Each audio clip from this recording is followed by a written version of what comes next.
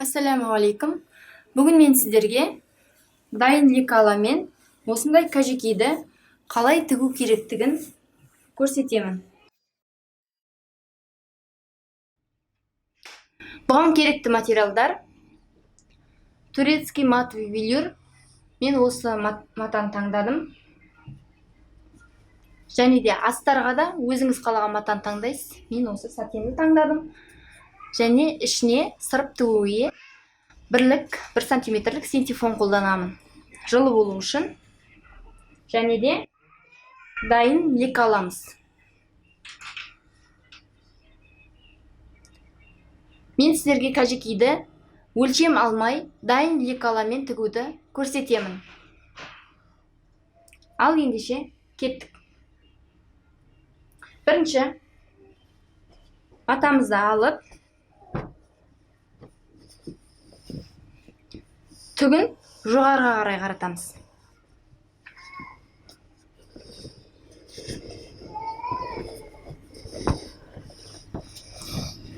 Түгі сипалап жоғары қарай қаратамыз. Бұлай қарай емес, міне бұлай қарай, жоғарыға қарай қаратамыз. Екіге бүктейміз.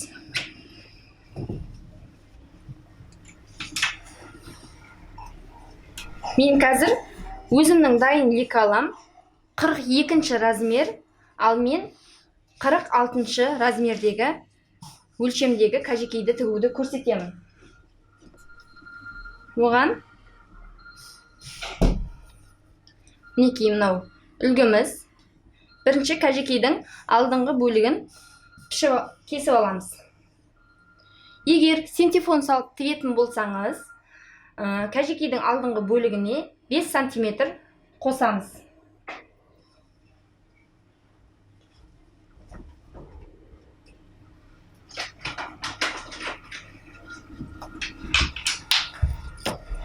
Сантиметр қосамыз.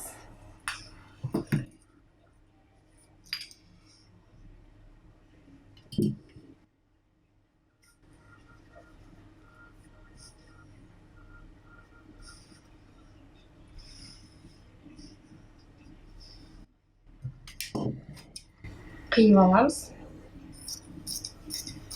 Қазір кәжекейдің екі алдыңғы бөлігін қиып дайындаймыз. Осылай қиып аламыз. Алдына 5 сантиметр қосамыз.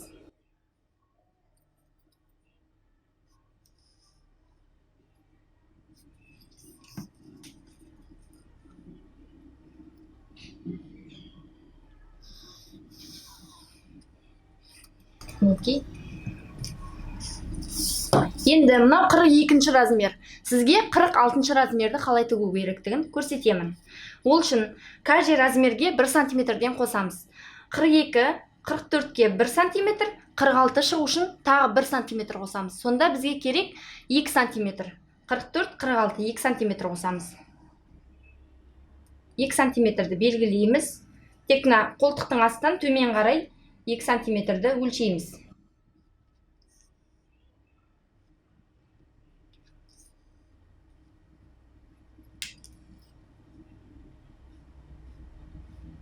Осылай қосып шығамыз.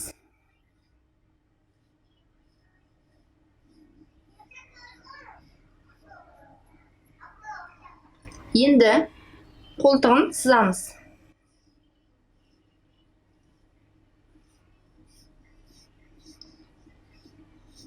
Егер сізге 48 болса, тағы мына жерден 1 сантиметр қосамыз. 50 болса, тағы 1 сантиметр қосамыз. Осылай тек қолтықтың астынан төмен қарай 1 сантиметрден қосып отырамыз.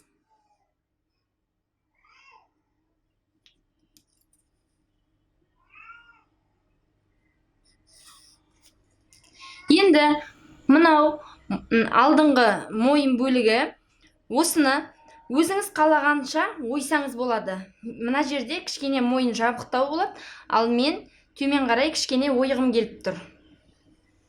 Осылайынан. 3 қылып, мінекей. Ол егер осылай қаласаңыз, онда осылайынан кесесіз. Енді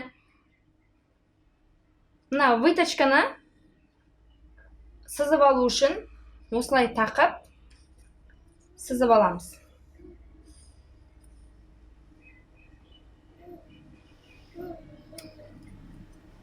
Мінекей осылай сызып алдым. Міне көргеніңіздей. Енді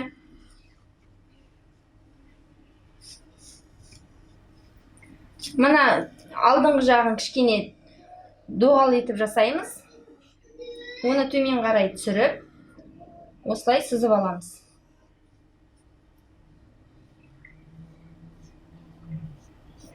Әдемілеп доғал етіп жасаймыз.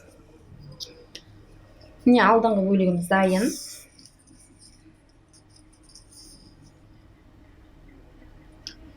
Выточканы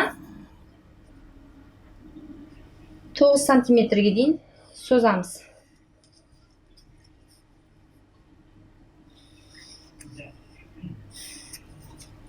Болды. Алдыңғы бөлігіміз дайын. Енді қиып аламыз. Міне жаңа орта арасын қиып алдық. Екі өктелген жерді енді осыны қиямыз.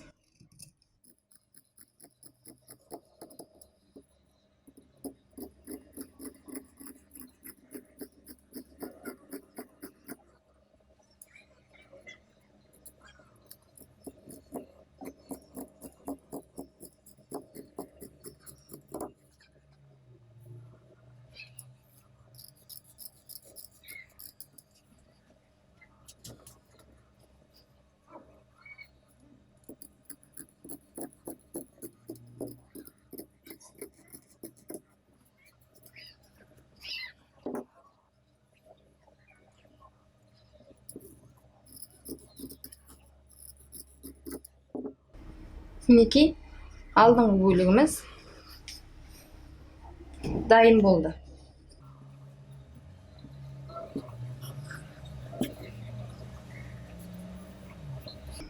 Осылай енді артқы бөлігін қиямыз.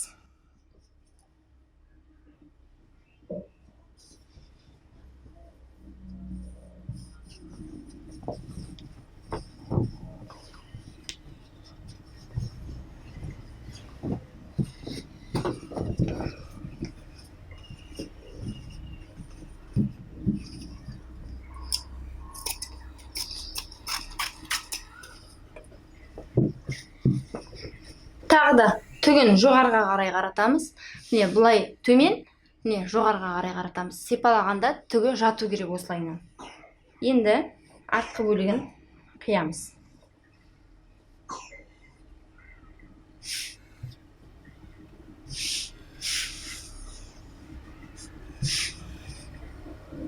Жаңағы өлшемімізді аламыз, лекаламызды аламыз,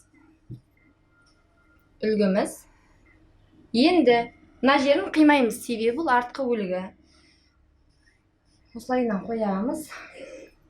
Жаңа алдына 5 сантиметр қостық қой етегіне, енді артына 4 сантиметр қосамыз.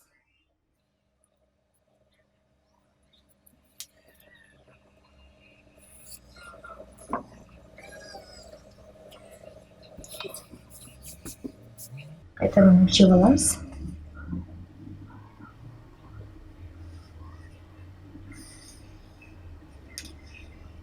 Бірдей қоямыз мына жер. Енді қапталдан тағы да 2 сантиметр қосамыз. Жаңа алдына қалай қоссақ, солай артына да 2 сантиметр қосамыз.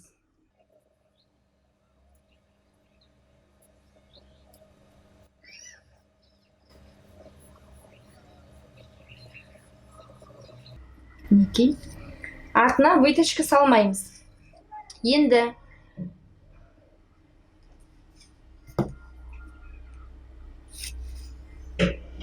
жақындатамыз.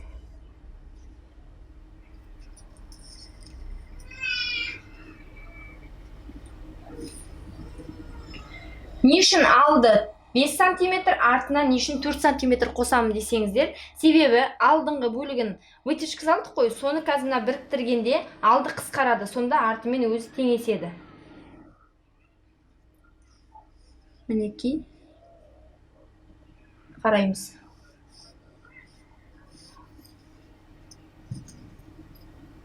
Мына жерін сызып белгілеп алайық, былай сұрағанда. Енді иығын тап алдымен бірдей қылып сызамыз, алдымен бірдей қылып сызамыз. Мінекей. Енді алды сәл ойыңқы болады, ал арты кішкене осылайынан келеді.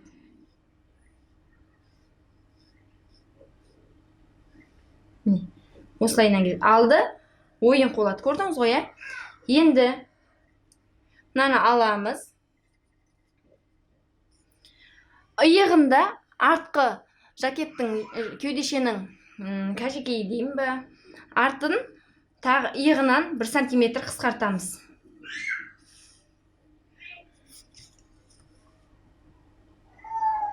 Осылай. Енді мойнын жасаймыз осылай. Мінекей, көрдіңіз ғой, тек кішкене ғана. 1 сантиметр иығын қысқарттық. Енді осыны қиямыз.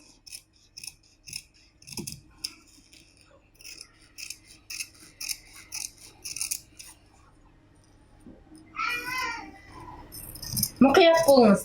Кеудешенің кәжекейдің алдыңғы бөлігі етегіне 5 сантиметр қосамыз, артқы бөлігінің етегіне 4 сантиметр қосамыз. Және де артқы бөлігінің иығынан 1 сантиметрді алып тастаймыз.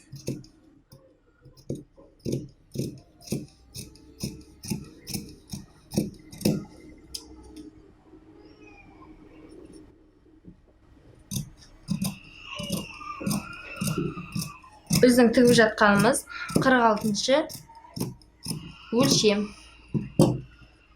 Мінекей, өлшемдеріміз дайын болды. Міне, бұл кәжекейдің артқы бөлігі. Енді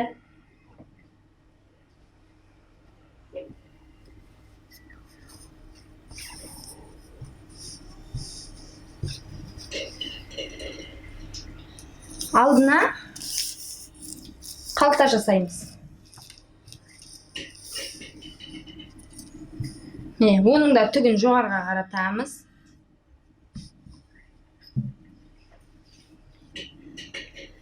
Түгі жоғарға қарай. 2 бүктейміз. Так, бізге ені 19 болу керек. 19-ді 2-ге бөлсек 8,5 осылайынан есептеп аламыз. 8,5. 8,5.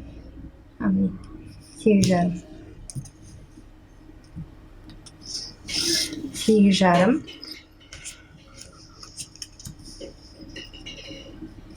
Тіке қиып аламыз. Қалтаның биіктігін 20 сантиметр аламыз. 20 сантиметр аламыз.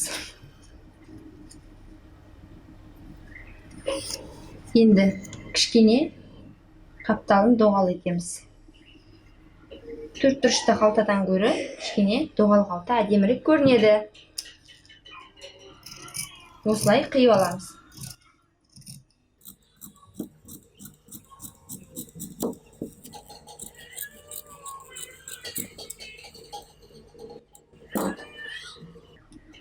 Мінекей, мынау бірінші қалта. Енді екіншісін дайындаймыз.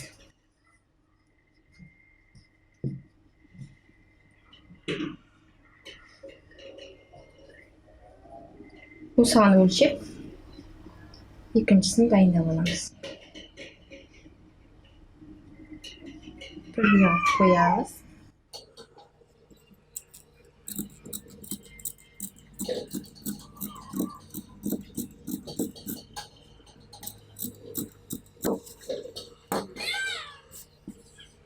Мінекей, бұл 2 кәжекейдің алдыңғы бөлігіне 2 қалта.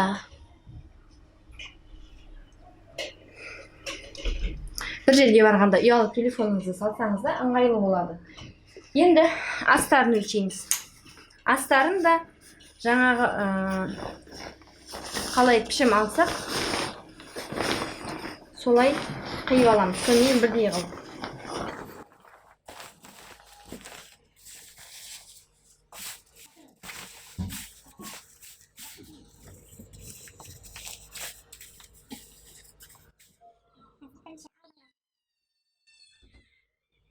Міне жаңағы өзіміздің қиып алғанымызды аламыз. Осылай екі бүктеп қоямыз.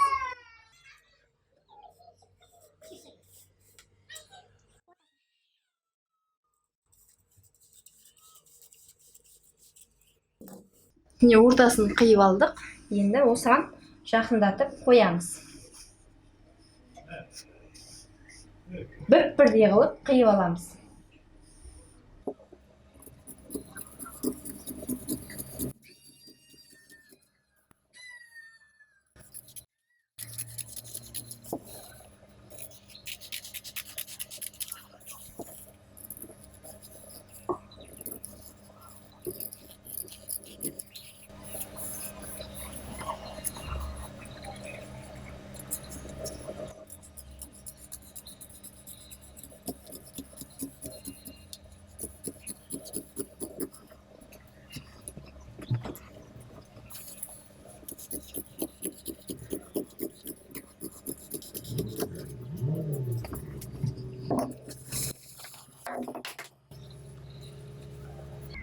Енді өтішкісін қиып аламыз.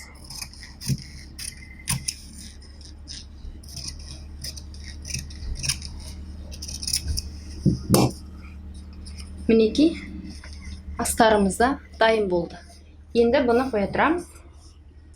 Артқы бөлігін қиямыз.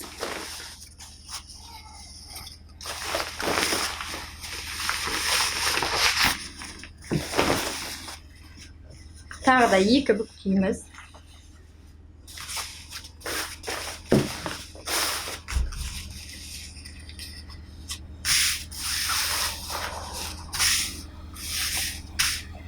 Енді жаңағы қиып алған артқы бөлігімізді екі бүктеп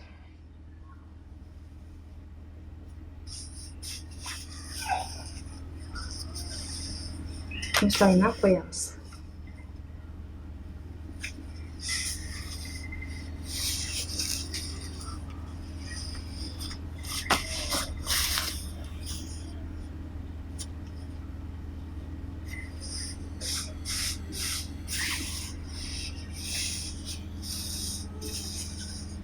Бұны да бір-бірдей қылып қойып алып қиямыз.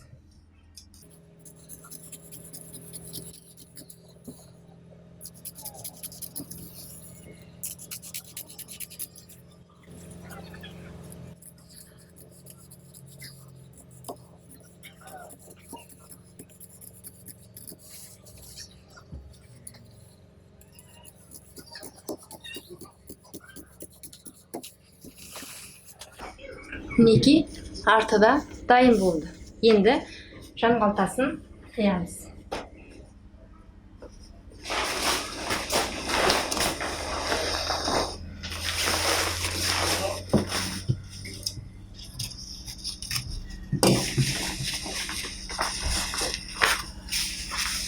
Бұны да бірден екі бүктеп, екеуін бірге қиып алайық.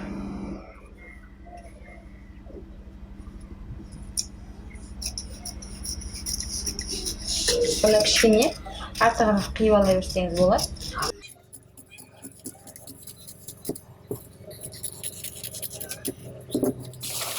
Сонымен бұл болды. Енді ішіне салатын синтефонымызды қиямыз.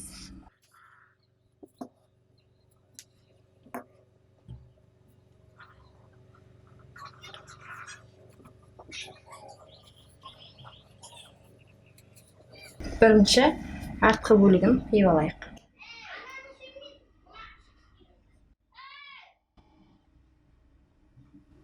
Кішкене жан жағынан артық қалдырамыз.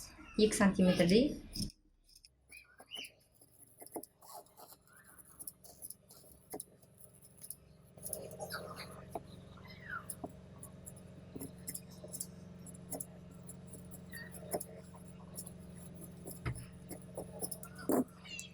мінекей артын қиып алдық.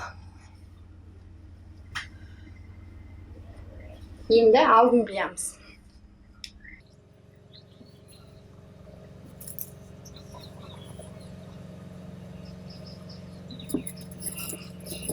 Мұны да осылай 1-2 сантиметр артық қылып қиямыз.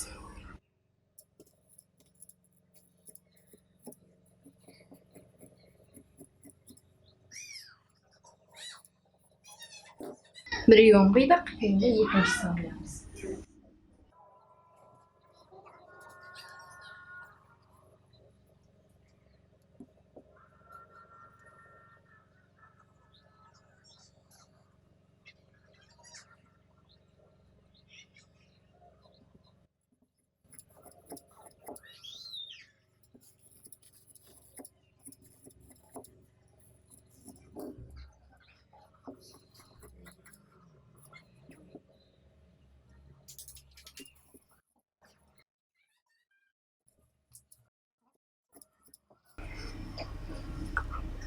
Мінекей екінші бетінде қиып алдық, артында қидық. Енді қалтасын қиямыз.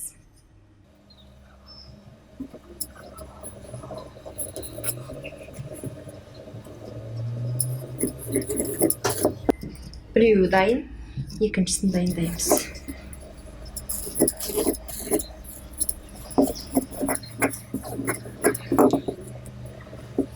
Мінекей сонымен бәрі дайын болды. Енді келесі біздің жұмысымыз сырып тігу. Ол үшін кәжекейіміздің алдыңғы бөлігін аламыз. Осылай аламыз. Екіншісін де аламыз. Міндетті түрде екеуін бірдей қылып қоямыз.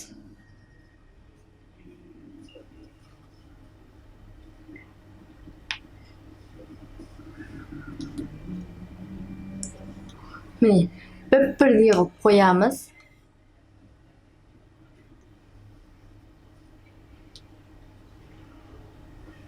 Осылай бірдей болып тұру керек.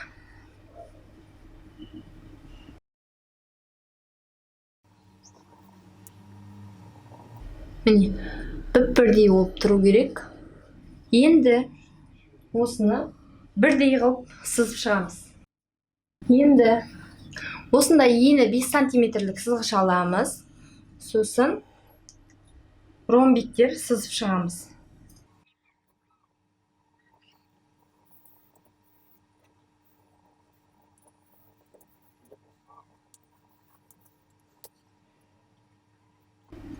Бірінші ұзын-ұзын сызып аламыз, сосын қарама-қарсы қылып ромбиктер сызамыз.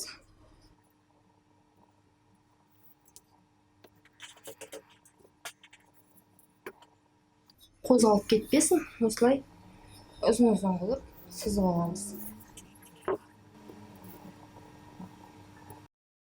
Бір жағын осылай бір бағыт сызып болдық, енді екінші бағыт сызамыз. Енді осы кезде мән беретін жай, узоры бір-біріне сәйкес келу керек та. Сол үшін мына сызық пен мына сызық бірге келу керек. Екі жағына да бірдей узор түсу керек та. Бір-біріне келіп тұру керек узор. Міне, екі сызық бірге осылай келу керек.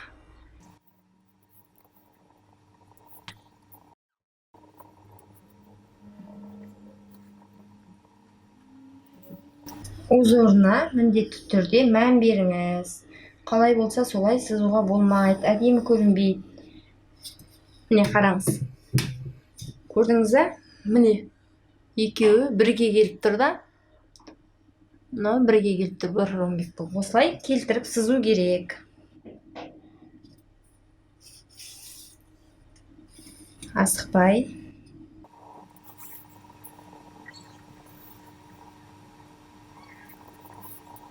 Мінекей.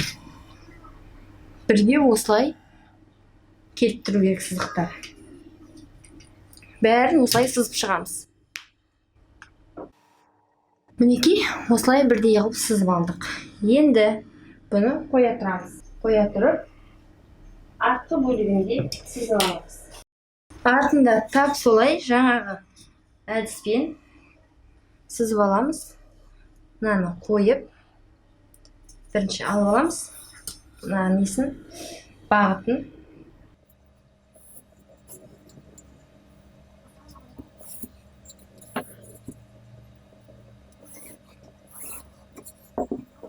Енді осымен сыза береміз.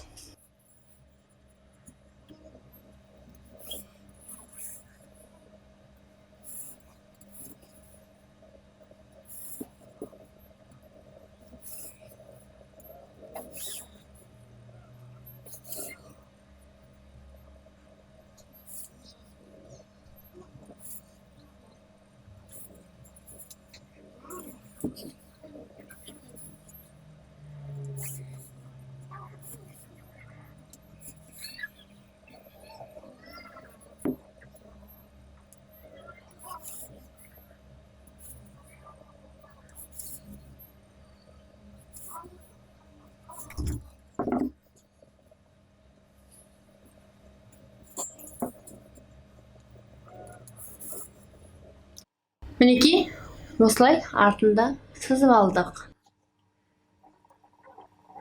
Осылай толықтай сызып аламыз. Енді екі қалтасының узорын сызамыз. Оның узорын дәл манағыдай үлкендікте жасасаңыз да болады, немесе кіші размерде жасасаңыз да болады. Мен кішірейтіп жасайын деп жатырмын. Мына бұрышынан, мына ортасына, доғал жердің ортасына қарай әкеліп сызамыз.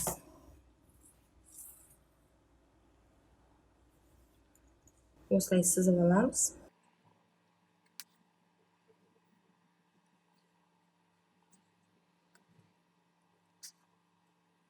Енді мына бұрыштан тағы мына ортасына, доғал жердің ортасына қарай сызамыз.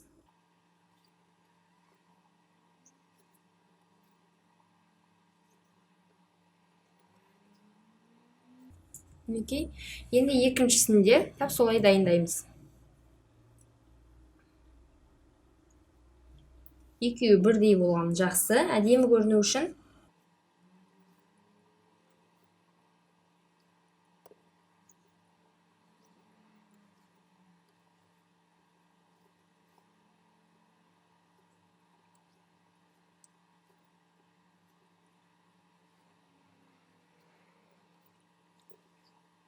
Мінекей, осылай дайындап аламыз.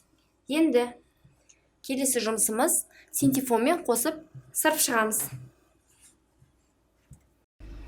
Ал енді жаңағы синтефонымызды аламыз, сызылған матамызды аламыз, бірдей қылып қойып аламыз. Жан-жақ айттым ғой, 1-2 см артық қылып аламыз деп. Осылай ортасына қойып аламыз. Енді осы сызылған жерден осы матамен түстес жіппен сырып шығамыз. Мен енді түстес жіп жоқ, серый цветпен сырдым. Мінекей, мына сызықтың үстінен сырамыз.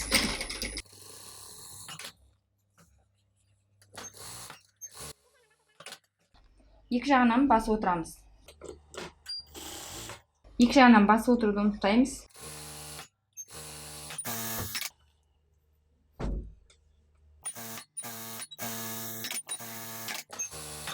Енді қарама-қарсы бағыттағы сызықтарды осылай тігіп шығамыз.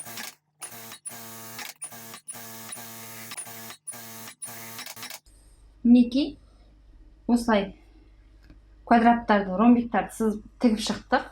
Енді шеттерін тігіп аламыз. Негізінде тікпесеңіз де болады, бірақ мен тігіп шығамын.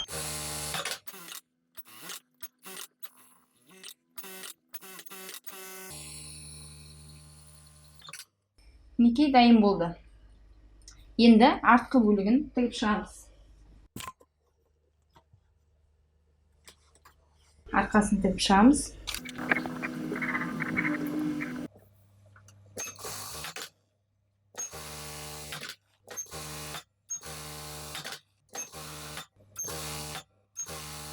Осылай бәрін тігіп шығамыз.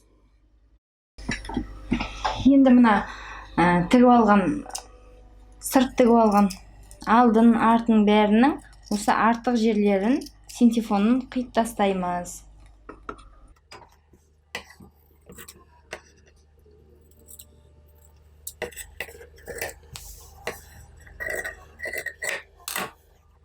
мінекей осылай бәрін артық жерлерін қиып аламыз. Шеттерін бәрін жаңа тігіп шықтым ғой, содан кейін артық синтефондарды қиып аламыз. Енді қалтасын сырамыз.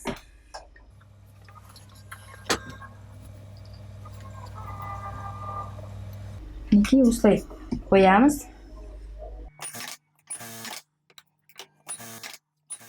Екіншісін де сырып аламыз. Енді екі қалтасын сырып болдық. Енді қалтаны астарлаймыз. Оң жақ бетін қоямыз, соған қалтаның оң жақ бетін қаратамыз да тігіп шығамыз. Лапканың бойымен бірдей қылып тігіп шығамыз. Астардың үстіне тегіс жатқызып,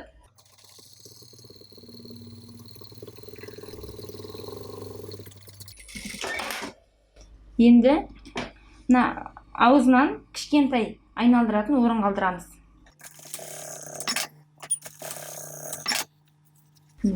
Айналдыратын орын қалдырдық, сол жерінен оң қаратамыз.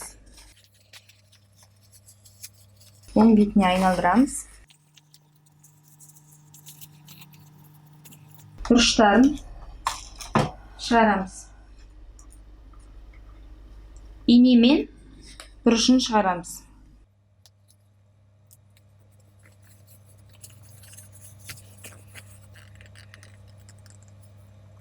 Мінекей осылай.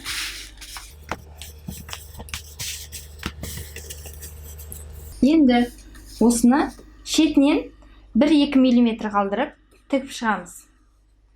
Жаңағы аузын қалдырған жерін осылай ішіне қайырып, бірдей қылып 1-2 мм қалдырып тігіп шығамыз.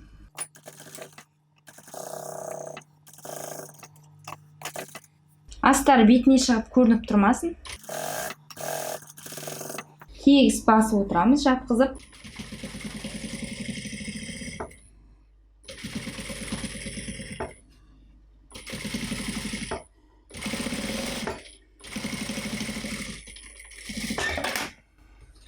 Мінекей қалтамыз дайын. Енді екіншісінде осылай тігіп аламыз. Айтпақшы бір мәселе. Мына қалтамызды жаңа аузын тіктік. Содан 1-1,5 см қалдырып, тағы бір тігіс түсіреміз.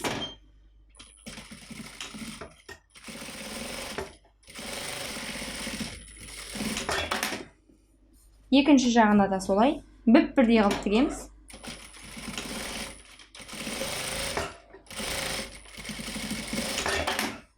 Мінекей. Кәжекейдің ілгекті ілетін ілмешегін жасаймыз. Ол үшін жаңағы қоңыр матовый велюр матамыздан аламыз. Мына созылатын жағы бар ғой, соны аламыз. Мына ұзындығынан емес, мына ені созылады ғой. Міне, осындай созылатын жағына осылай қиып аламыз. Сосын 2 бүктейміз. 2 бүктеп тігіп шығамыз.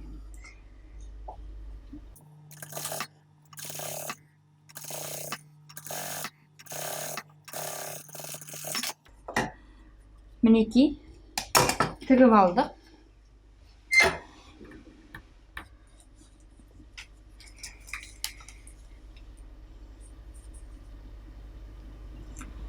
Где-то 9 мм-дей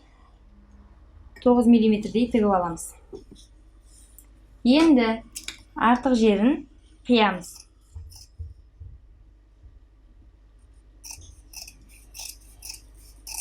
Тігіске 2 мм жеткізбей, артық жерін қиып алып тастаймыз. Енді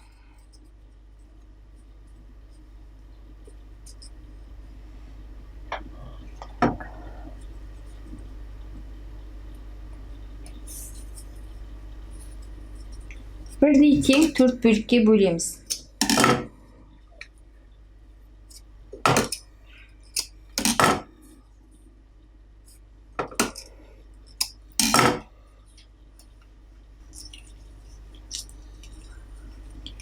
ұзындықтары 8 сантиметр.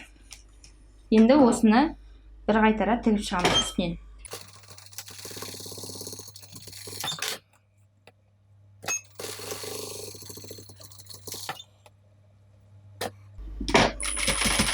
Сөгіліп ашылып кетпейтіндей етіп бекітіп тігеміз екі шетін.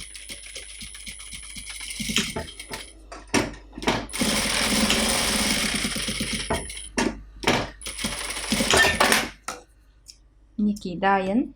Енді осыны оң бетіне айналдырамыз. Осындай крючок немесе жіңішке бірдеме алып,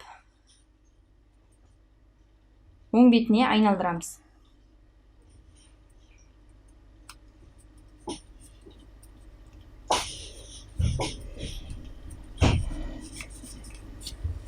Мінекей. Кішкене мына жерінен матаның өзінен ілдіріп алып, ішіне қарай итеріп, айналдырамыз. Сонда тез оңай айналады.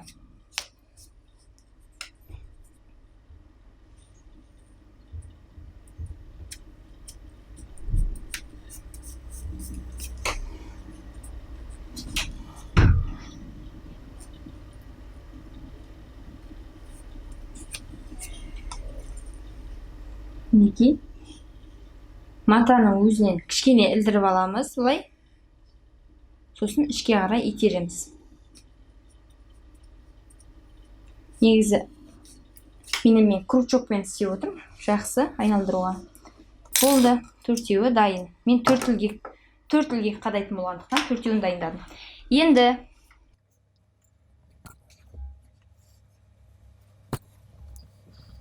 мына кәжекейіміздің алдыңғы бөлігінің оң жағын аламыз, міне.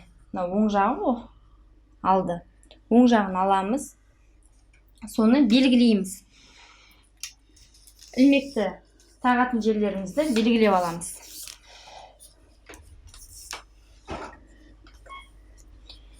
Мына шетінен, ең шетінен 1 сантиметр қалдырамыз. 1 сантиметр сызамыз. Міне, 1 сантиметр. Сол сызықтан бастап 10 сантиметр бір сызамыз. Тағы сол сызықтан бастап 10 сантиметр бір сызамыз. Енді төртінші тағы 10 сантиметр бір сызамыз. Сол сызған жерлерімізге ілмешектерімізді тігеміз. Міне, мына тігісті ішіне қарай қаратып, екі бүктейміз осылай. Мінекей. Тігісті осылай ортасына қалдырамыз. Мына қырасында тұрмасын, тігіс міне ортасында тұр.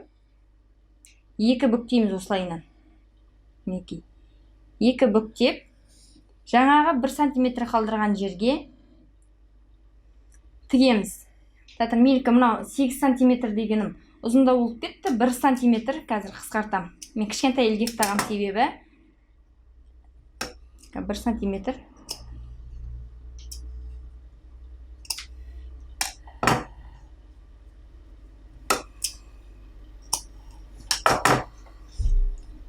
Екіге бүктейміз. Жаңа 1 сантиметр сызық қой. Сол сызықтан төмен қарай қоямыз. Мінекей. Міне, сызықтың үстіне қоймаймыз, сызықтан төмен қоямыз. Үстінен тігеміз. Тағы да екіге бүктейміз. Міне, сызық ортасында тұр. Тіккен тігісіміз. Жаңа сызған сызықтың үстіне емес, астына бірдей қылып қоямыз.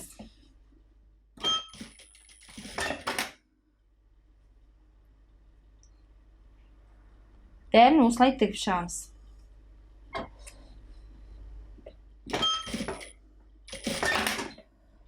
Мінекей, соңғы рет көрсетейін. Тігісіміз ортасына келтіреміз. Екіге осылай бүктейміз бірдей қылып, сызықтың астынан қоямыз. Мінекей, оң қарай айналдырғанда осындай ілмешек пайда болады.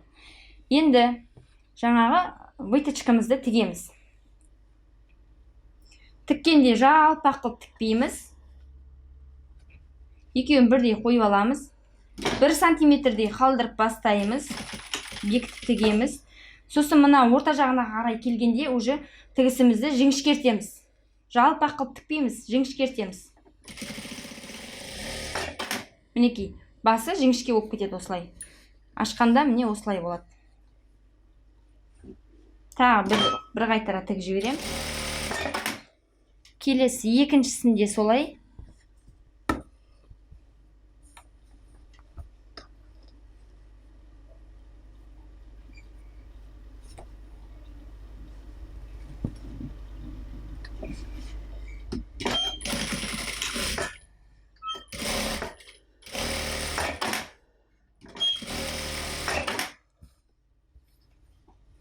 Мінекей, дайын болды.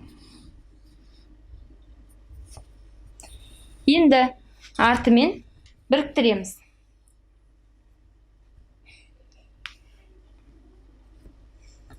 Астынан тіккенде қолтық жақтан емес, астыңғы жақтан бастаймыз. Бір-бірдей қоямыз. Тігіске 1 сантиметр қалдырамыз.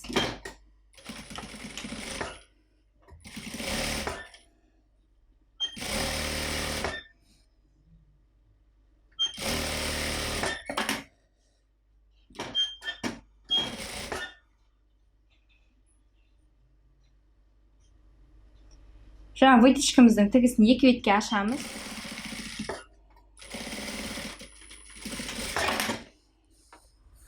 Мінекей. Осылай болады. Енді екінші басында солай тігіп аламыз. Қазір. Осылай қоямыз. Бірдей қылып қойып, тігіп шығамыз. Бұл жағында 1 сантиметр қалдырамыз.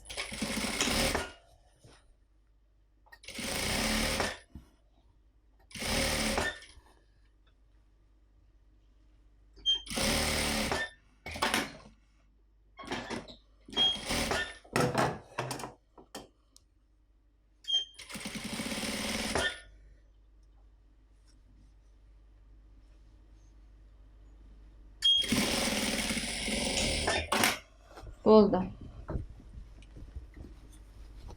Осылай біріктіріп алдық. Енді астарын тігеміз.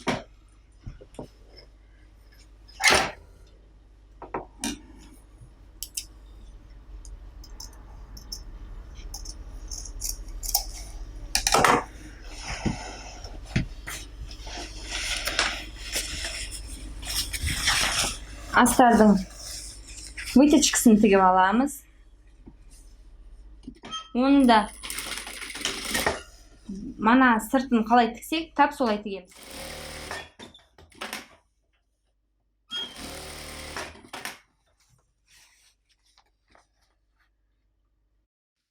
Мінекей астарды біріктіріп алдым.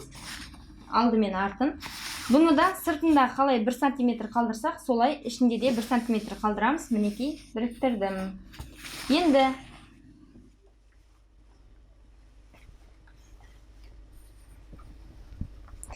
жаңа қалтасын орналастырамыз кәжекейіміздің.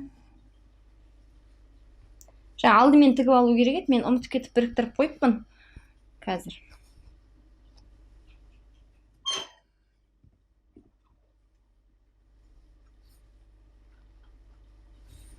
Бірдей алып қоямыз.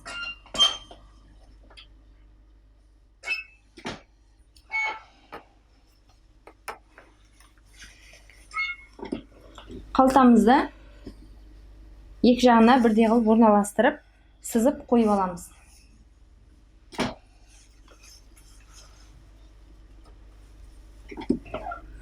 Қазір көрсетейін. Так, астыңғы жақтан 7 сантиметр өлшейміз.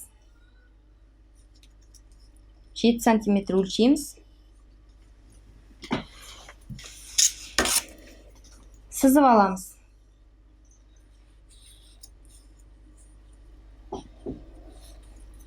Сіздер арқасымен біріктірмей тұрып, орналастырып алыңыз қалтаны. Мен ұмытып кетіп отырмын. Енді примерно қалтаны қоятын жеріңізді өлшеп аласыз да.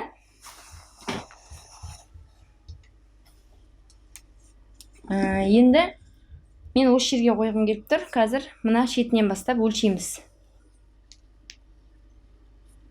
4 сантиметр қалдырамыз.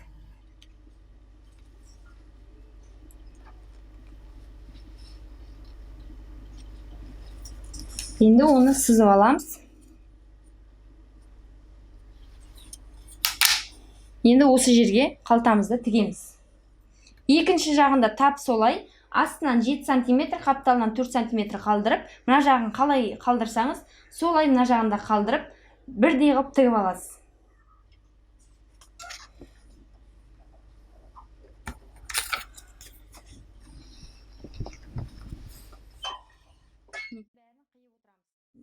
Сызып алған жерімізге бірдей қылып қоямыз. Манағы шетінде қалдырған 1-2 мм тігістің үстінен бастырып тігеміз.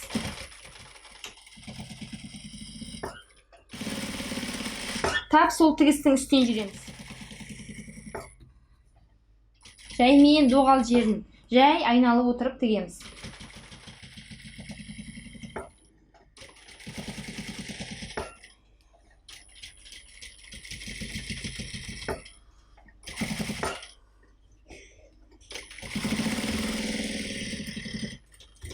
Бекітеміз. Артық жіпті қиямыз. Мінекей, тағы лапканың бойымен жаңағы сызықтан қалдырып, жаңа сызықтан бастап, сол сызыққа тигізіп, бұлай тігеміз. 5 мм-дей қалдырып.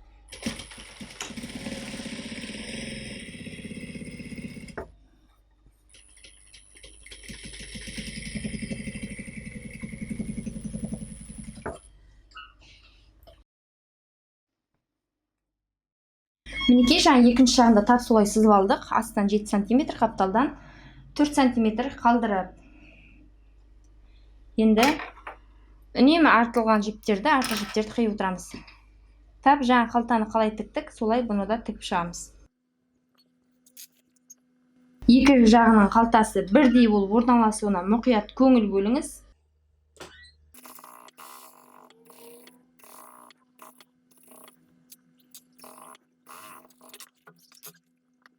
Лапканың бойымен қалдырып, жаңа сызықтан бастап, сол сызыққа тигізіп, 5 мм-дей қалдырып. Мінекей.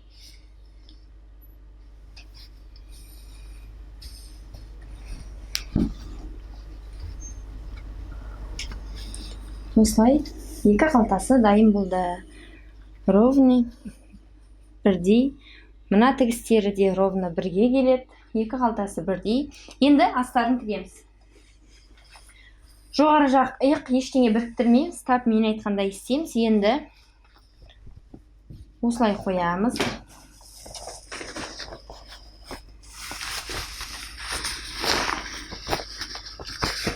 Астармен матамыздың оң жағын бір-біріне қаратып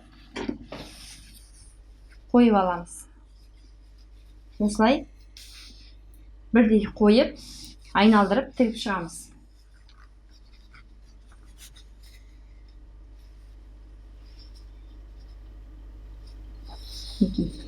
Бірдей қойып, тігіске 1 сантиметр қалдырамыз.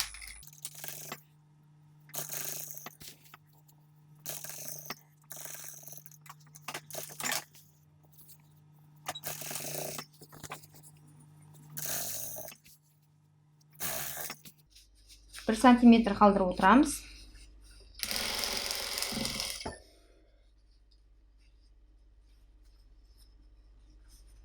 Доғал жеріне келгенде асықпай бұрыламыз.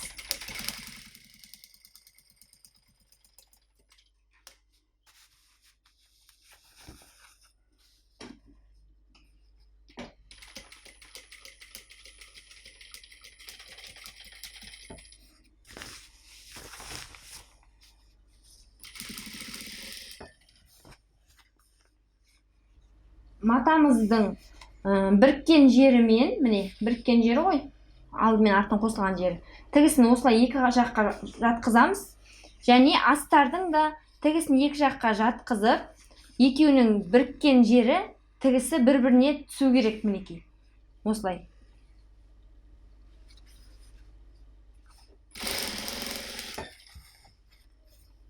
тігіске мұқият болыңыз. Бірдей жату керек.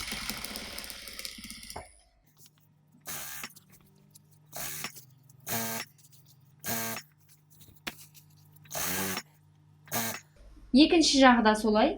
Тігісін екі жаққа қаратып жатқызамыз. Астардың да тігісін екі жаққа жатқызамыз. Дәл тігіс пен тігіс бір-бір, астыңғы матамыздың тігісі мен үстіңгі астардың тігісі бірдей болып, бірге жату керек.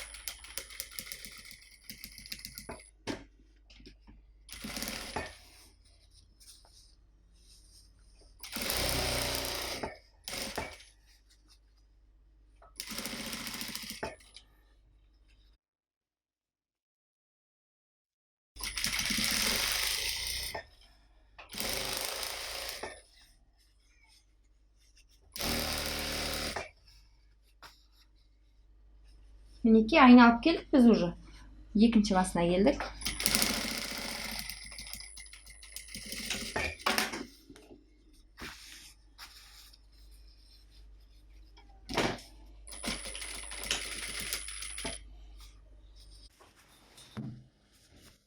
Мінекей. Мына мойыннан бастап, былай айналып тігіп, мына мойынға дейін келдік міне. Енді қолтығын тігеміз. Аяқ ештеңе тікпейміз, қолтығын тігеміз.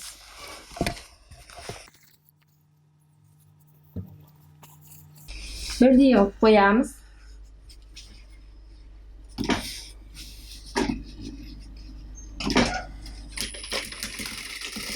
Тігіске 1 сантиметр қалдырамыз.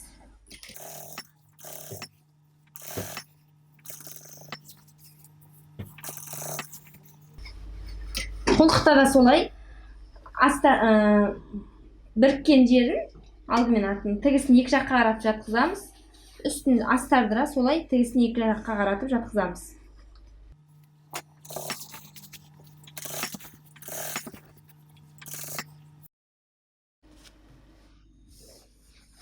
Мінекей, мына қолтықты тіктік. Екінші қолтықты да тіктік, айналдырып. Енді мойынды тігеміз.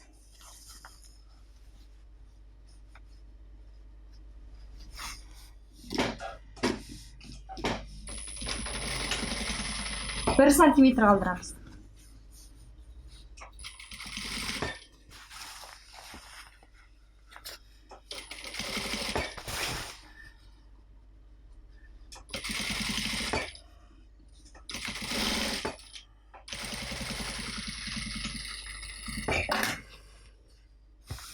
Мінекей, болды.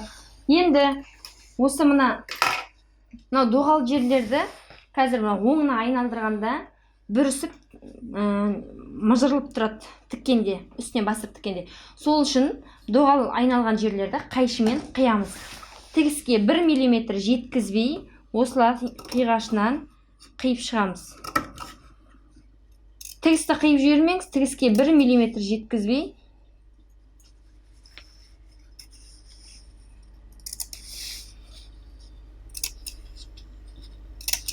екі қолтығын, мойнын, мына алдын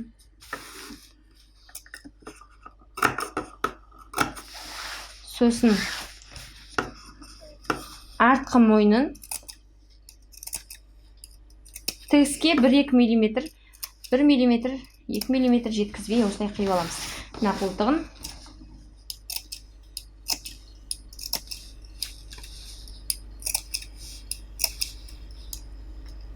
тігісті қиып жібермеңіз, абайлап қиыңыз.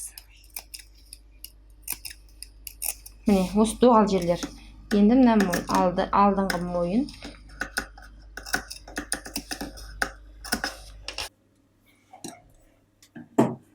Мінекей, мойнын тіктік. Енді мына иықтары ашық қой. Осы иықтан, мына иықтан қолымызды саламыз. Қолымызды салып, алдыңғы бөліктің иығын осылайынан ұстап алып, кесінеді. Ешқандай бұрамаймыз, осылайынан шығарамыз.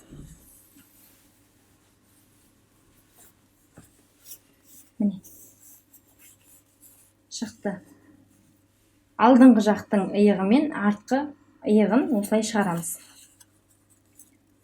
Енді мына тігіспен мына біріккен тігіс екеуі бір-біріне келу керек. Былай жатпау керек, былай жатпау керек, осылай бір-біріне келу керек. Осыны инемен түйреп аламыз.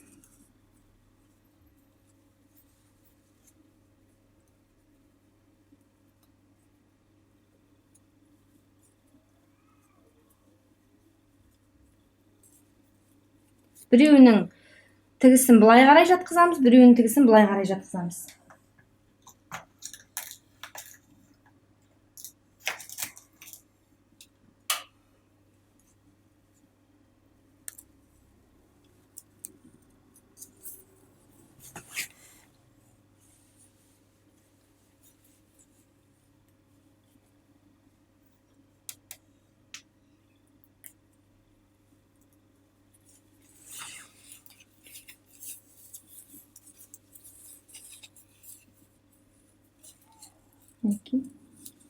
Тігісі келу керек бір-біріне.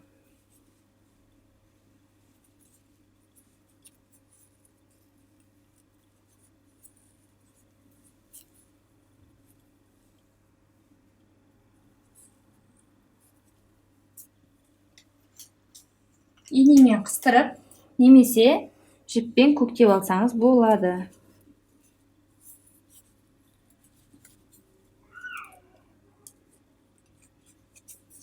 Енді осыны тігіп шығамыз.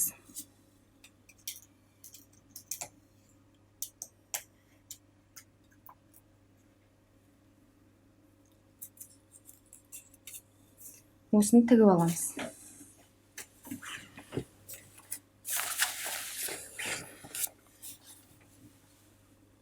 Тігіске 1 сантиметр қалдырамыз.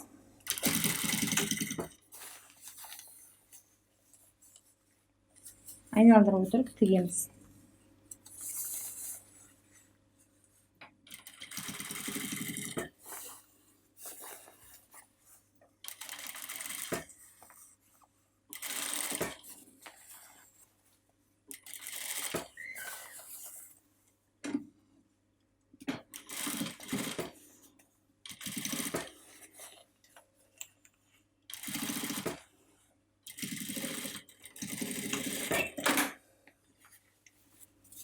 Мінекей, айналдырып тігіп шықтық. Енді екінші жағында дәл солай жасаймыз. Мына жағы осылай тұра береді. Міне, тағы бір көрсетем. Міне.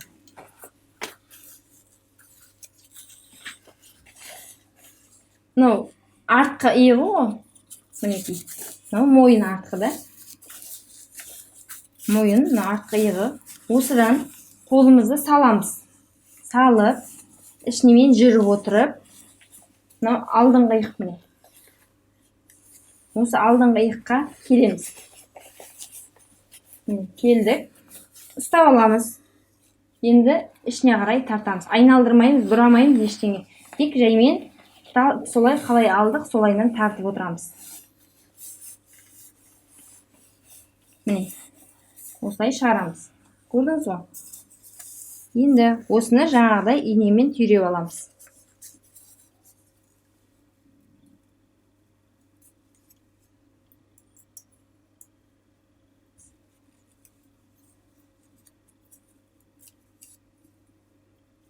Тігістерін қарама-қарсы бағытта жатқызамыз.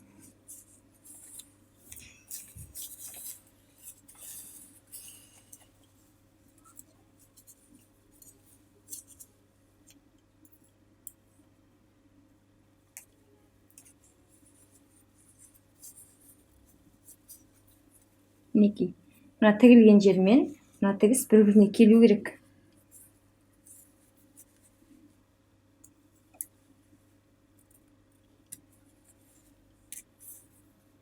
Болды, енді тігіп шығамыз. Міне, осы айналдырып тігіп аламыз.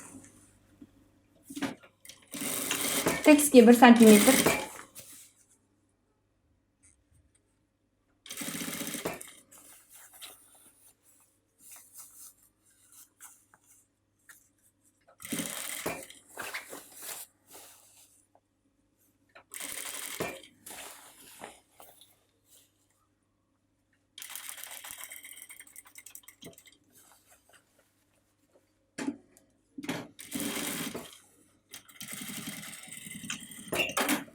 инелерін аламыз. Болды, екі жағын осылай тігіп алдық. Енді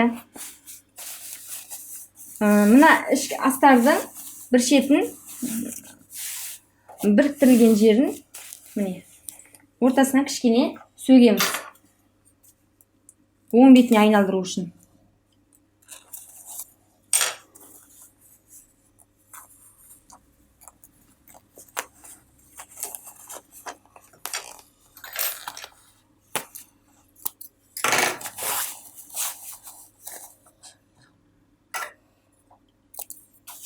Кішкене сөктік, міне аштық.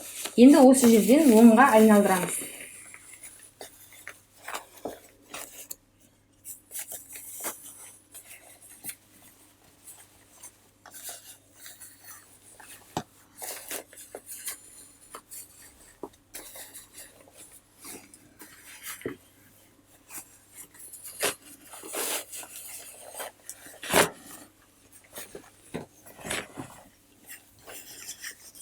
Doğal jерлерін шығарамыз.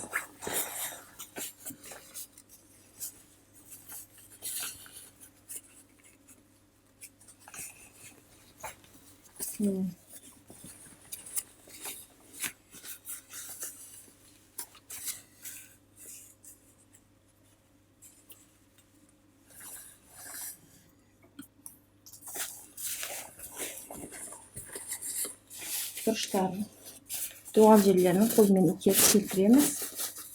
Мына бұрышын келтіреміз. Болды. Дайын.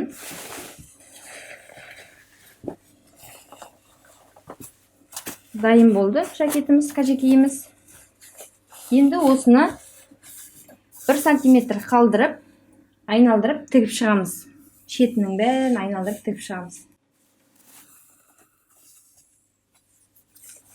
Мінекей алдыңғы бөлігінен бастаймыз осылай. 1 сантиметр қалдырамыз тігіске. Астары бетіне шығып тұрмау керек, осылай басып отырып тігеміз.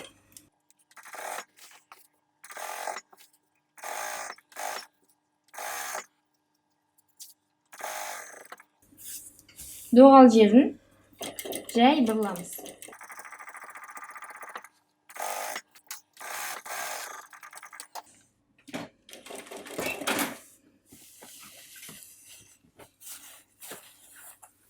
Мінекей айналдырып тіктік. Шетінің бәрін айналдырып тігіп шықтық. Енді қолтықты айналдырып тігеміз. Мына қолтығын айналдырып тігеміз. Оны да 1 сантиметр қалдырамыз.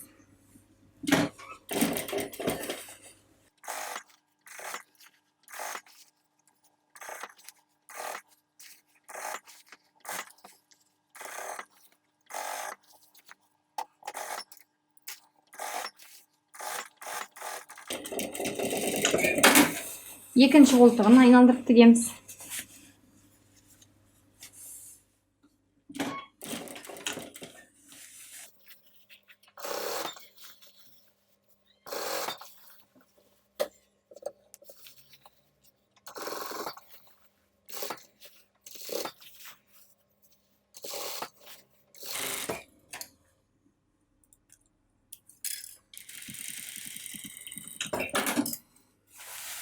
Мінекей осымен қажекейіміз дайын болып қалды.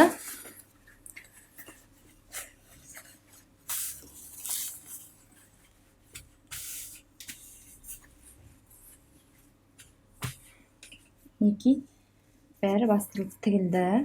Енді жаңа айналдырған жерімізді ішін аштық қой, мына жерін айналдырып. Соны көрінбейтін тігіспен тігіп шығамыз. Немесе машинамен үстінен бір жүргізсек те болады. Шетінен 1-2 мм қалдырып, негізі көрінбейтін тігіспен тіккен әдемірек. Менен қазір асығыс болғасын видеода осылай көрсетіп жатырмын.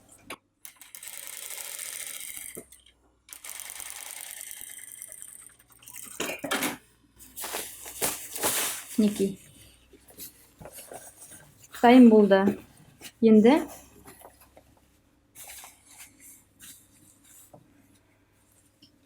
орнына ілгектерін қадаймыз. Оны қолмен тігесіз. Мына бетіне осылай ілгектерін қадап шығасыз.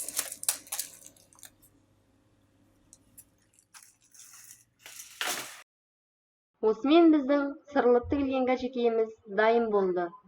Екі қалтасы, іші астарланған, қалтасы да астарланған. Видеомыз өз мәресіне жетті.